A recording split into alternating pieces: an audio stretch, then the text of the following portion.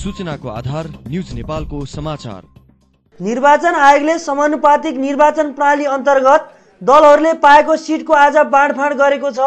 निर्वाचन आयोगमा आयोजित पत्रकार सम्मेलनमा बोल्दै निर्वाचन आयोगका सहसचिव राजुमान सिंह मल्लले दिनुभएको जानकारी अनुसार नेकपा माओवादीले 100 सिट प्राप्त गरेको छ। यो सँगै उसको संविधान सभाका लागि 220 सिट पुगेको छ। त्यसैगरी नेपाली कांग्रेसले 73 सिट प्राप्त गरेको छ। उसले प्रत्यक्षतर्फ 37 सिट प्राप्त गरेको छ। प्रत्यक्षतर्फ तेस्रो स्थानमा रहेको नेकपा एमाले समानुपातिक तर्फ पनि तेस्रो स्थान नै प्राप्त गरेको छ।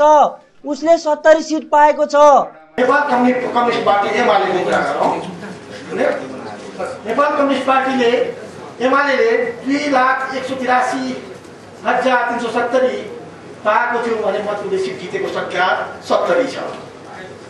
त्यस्तै नेपाली कांग्रेसले प्राप्त गरेको 22,69,883 पाएको मतको आधारमा सिट कन्भर्ट गर्दाखेरि पाएको सिट संख्या 73 छ।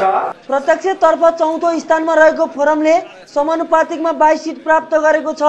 तमलोपाले 11 सिट, राप्रपा र मालेले 8-8 सिट, राप्रपा नेपालले 4 सिट, जनमोर्चा नेपाल, नेकपा संयुक्त सद्भावना पार्टी, राष्ट्रिय जनमुक्ति पार्टी, राष्ट्रिय जनमोर्चाले 3-3 सिट प्राप्त गरेका छन्। नेमकिपा, राष्ट्रिय जनमुक्ति पार्टी, नेकपा एकीकृत, नेपाल सद्भावना पार्टी आनन्दी देवी, नेपाली जनता दल, संघीय लोकतान्त्रिक राष्ट्रिय मञ्चले 2-2 सदस्य प्रतिनिधित्व गराउन पाउने छन्।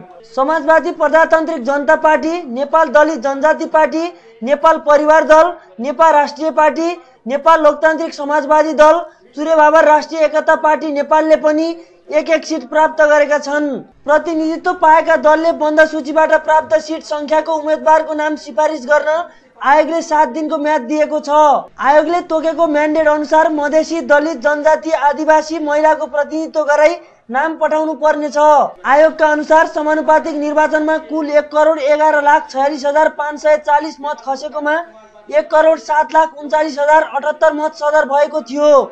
यस प्रणालीमा 66% मत खसेको जनाइएको छ, जस अनुसार संविधान सभा सदस्यको निर्वाचन अन्तर्गत समानुपातिक प्रणालीबाट 25 दलले प्राप्त मतका आधारमा प्रतिनिधित्व हासिल गरेका छन्। सञ्जीव बगाले, ana.com.np। सूचनाको आधार न्यूज नेपालको समाचार।